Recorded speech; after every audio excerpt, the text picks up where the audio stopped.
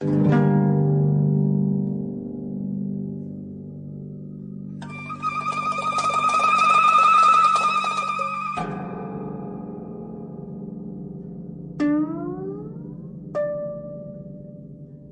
is a story about something that happened long ago when your grandfather was a child.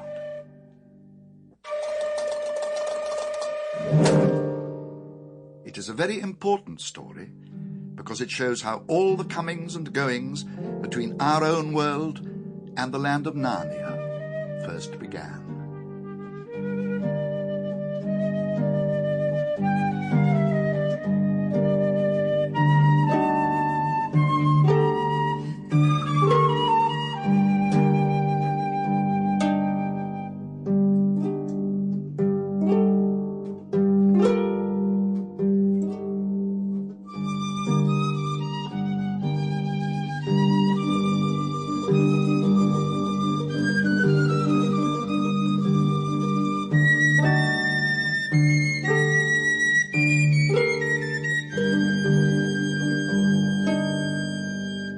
In those days, there lived in London a girl called Polly Plummer.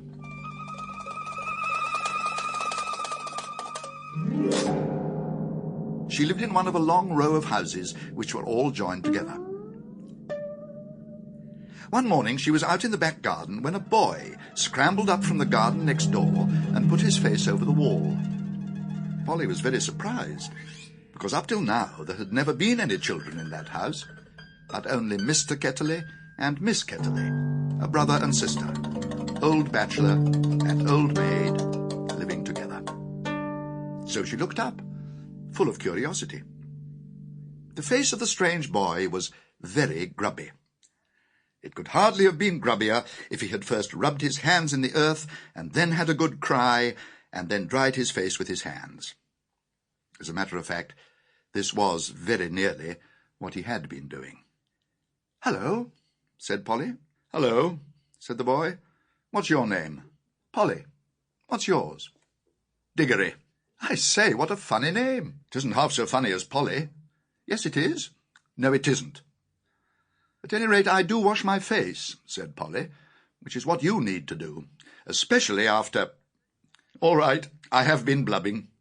And so would you, if you'd lived all your life in the country and had a pony and a river at the bottom of the garden, and then been brought to live in a beastly hole like this. And if your father was away in India, and you had to come and live with an aunt and an uncle who's mad, and if the reason was that they were looking after your mother, and if your mother was ill and was going to die."